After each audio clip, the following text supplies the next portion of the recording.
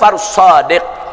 Nah, punya Imam Ja'far As-Shadiq. Sebetulnya Al-Imam Ali Zainal Abidin punya anak, ada lagi satu namanya Zaid ibn Ali, adik daripada Muhammad Al-Baqir.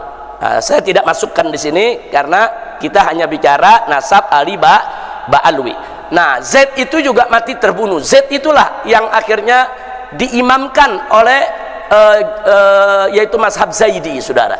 Nah, kalau kita tahu mazhab Zaidi, itu Imam Zaid putra dari Imam Ali Zainal Abidin. Nah, jadi Imam Ali Zainal Abidin pesan kepada anaknya Muhammad Baqir dan Imam Zaid, sudahlah, kita menjauh dari politik, kita jangan dekat dengan penguasa, kita didik saja umat, berdakwah, saudara, zuhud dan lain sebagainya. Muhammad Al-Baqir laksanakan pesan ayahnya, tapi Zaid menyampaikan kepada ayahnya dan kepada kakaknya nggak bisa. Kita kalau umat ini nggak boleh kita tinggal, paling tidak harus adalah satu dari Ahlul Bait yang tampil memimpin mereka, jangan sampai mereka dizalimi. Dengan prinsip semacam itu, Zaid keluar memimpin umat, dan Zaid juga mati terbunuh, ya ikhwan. Zaid mati dibunuh, saudara. Baik, kembali ke Muhammad Al-Baqir yang wafat tahun 118 Hijriah. Beliau punya anak Al-Imam Ja'far Shadiq. Imam Ja'far Shadiq ini sahabat Imam Abu Hanifah, saudara. Ya, jadi Imam Abu Hanifah meninggal tahun 150 Hijriah, sedangkan Imam Ja'far Shadiq meninggal tahun 148 Hijriah. Maka itu Imam Ja'far Shadiq pernah belajar ke Imam Muhammad Al-Baqir, saudara, bahkan pernah mendapat teguran dari Imam Ali Zainal Abidin.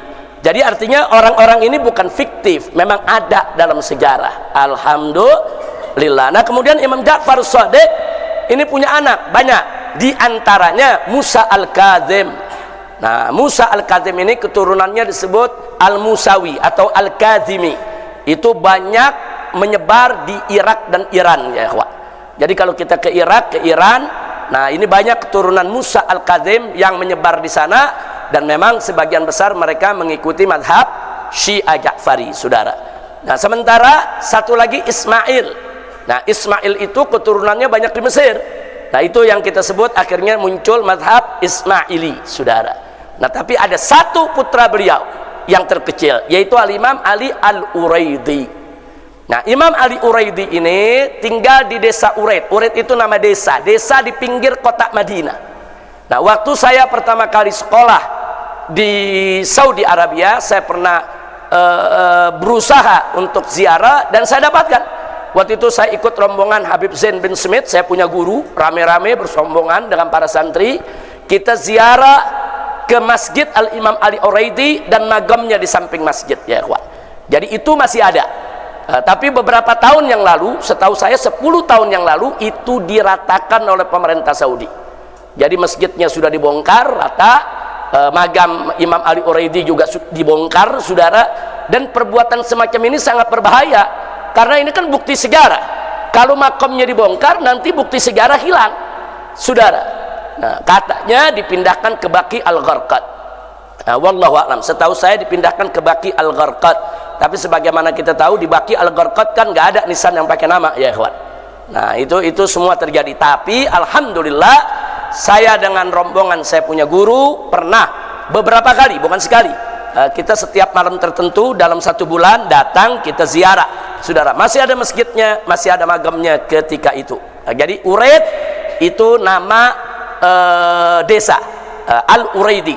Nah, jadi Imam Ali Al-Uraidi ini juga seorang perawi hadis, saudara. Beliau inilah, saudara, yang akhirnya saudara, Imam Ali Uraidi ini punya anak bernama Muhammad An-Nagib. Kenapa dijuluki An-Nagib?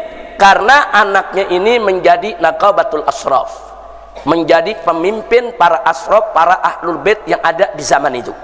Dan beliau pindah ke Irak, saudara. Jadi dikenal dengan nama Imam Muhammad An-Nagib. Wafat tahun 200-an. Beliau punya anak namanya Isa Ar-Rumi. Ini juga seorang Nagib, seorang Nagibul Ashraf. Dia seorang Nagibul Ashraf itu kalau kayak kita kepala sukunya lah, daripada Ahlul Bait Nabi alaihi salatu wassalam. Nah, beliau inilah yang punya anak Imam Ahmad Al-Muhajir, saudara, yang wafat tahun 345. Nah, kemudian bagaimana kok bisa sampai ke Yaman ini? Imam Ahmad Muhajir enggak lahir di Yaman. Dia di Irak, saudara, bersama ayahnya. Nah, cuma ketika beliau tinggal di Irak, terjadi fitnah Qaramithah. Nah, tolong diingat, terjadi fitnah Qaramithah. Qaramithah itu kelompok Syiah yang sesat menyesatkan, saudara. Dan dia kelompok ekstrim, saudara, yang gampang betul membunuh orang yang tidak sejalan dengan mereka. Dan kelompok Qaramithah ini yang pernah menyerbu Ka'bah, kemudian mencuri Hajar Aswad, dirampas, dan Hajar Aswad dibawa ke Bahrain. Nah, jadi dulu selama beberapa puluh tahun itu Hajar Aswad sempat tidak ada di Mekah, ya ikhwan. Dibawa oleh kelompok Qaramithah. Nah, Qaramithah nyebar di Mekah, di Irak, di mana tempat ini menyebar. Nah, akhirnya Imam Ahmad Muhajir melihat fitnah Qaramithah itu begitu dahsyat, beliau ajak keluarganya semua dan para sahabatnya, saudara, kurang lebih ada 300-an orang.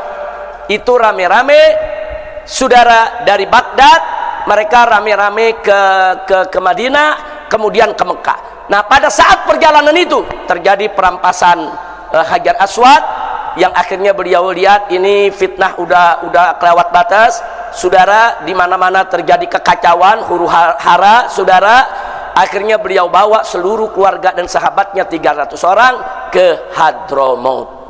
Nah, kenapa ke Hadramaut? Karena ada satu riwayat hadis yang menyebutkan jika terjadi huru hara di mana-mana, fa'alaika bi Hadramaut, maka carilah Hadramaut, tinggal di sana, kau akan dapatkan ketenangan. Nah, itu yang dipakai oleh Imam Ahmad. Akhirnya beliau masuk ke Hadramaut. Begitu masuk ke Hadramaut nggak gampang. Di sana ternyata di Hadramaut saat itu sarangnya kaum ini apa namanya, Khawarij, saudara. Ibadiyah itu salah satu sekte Khawarij. Ibadiyah yang paling moderat saat ini. Khawarij itu ternyata setelah mereka dulu diperangi oleh Sayyidina Ali di Mekah, di Madinah, di Irak, mereka semua larinya ke Hadramaut, ya ikhwan. Hadramaut saat ini dikuasai oleh Khawarij. Jadi begitu mereka dengar ada Al-Husaini, Sayyid turunan Nabi, datang ke Hadramaut, mereka nggak terima. Disambutlah dengan perang, ya ikhwan. Jadi artinya Imam Ahmad Muhajir dengan 300 pasukan diserbu sama 1000-an Nabi pasukan Khawarij. Mereka mau dibunuh. Mereka bilang karena mereka ini Khawarij ini benci dengan keluarga Nabi, nggak suka dengan keluarga Nabi, apalagi dengan keturunan Sayyidina Ali, karena Sayyidina Ali dianggap membantai kelompok mereka, karena mereka kan berontak terhadap Sayyidina Ali, ya ikhwan. Nah, jadi karena mereka sudah benci dengan Sayyidina Ali, dengan turunannya pun benci, mereka kobarkan. Itu yang disebut perang Bahran, saudara. Jadi ada perang. Jadi kalau ada yang bilang Imam Ahmad Muhajir nggak ada, oh dia nggak ngerti sejarah, dia nggak tahu perjalanannya. Perang itu dicatat di Hadramaut. Dulu ada perang ini, namanya, kejadiannya di sini, yang berperang siapa. Nah, ketika itu ada ribuan Khawarij menyerang yaitu keluarga Nabi ini, saudara. Nah, begitu serang ini 300 orang. Ini kalau lihat kejadian begini, nasibnya bisa sama dengan Sayyidina Husain di Karbala atau sama dengan Zaid bin Ali, saudara, yang juga cuman pasukannya sekitar 300 dan semuanya dibunuh, Zaid bin Ali. Nah, kali ini, saudara, ternyata di utara Yaman itu ada mazhab Zaidi. Nah, Syiah itu kan ada Ja'fari, ada Ismaili, ada Zaidi. Nah, Zaidi ini cinta kepada Ahlul Bait. Jadi begitu mereka dengar ada keluarga Ahlul Bait datang dari Irak ke Hadramaut mau diserang oleh orang-orang Khawarij, mereka dari utara turun membantu keluarga Nabi dan terjadi peperangan yang kita sebutkan barusan, dan akhirnya mereka menang. Begitu mereka menang, Khawarij terusir dari Hadramaut. Mereka lari. Kemana mereka lari? Ke Oman. Saat ini jadi negara Oman, ya ikhwan. Negara Oman hari ini dari mulai sultannya sampai rakyatnya, saudara, itu mayoritas dipegang oleh Khawarij, tapi dari sekte yang moderat, sekte yang tidak lagi ekstrim, sekte yang tidak lagi mengkafir-kafirkan orang, yang disebut sekte Ibadiyah. Nah, jadi dulu mereka di Hadramaut mereka yang kuasai, kemudian mereka terpukul kalah, saat ini mereka tinggal di Oman, ya ikhwan.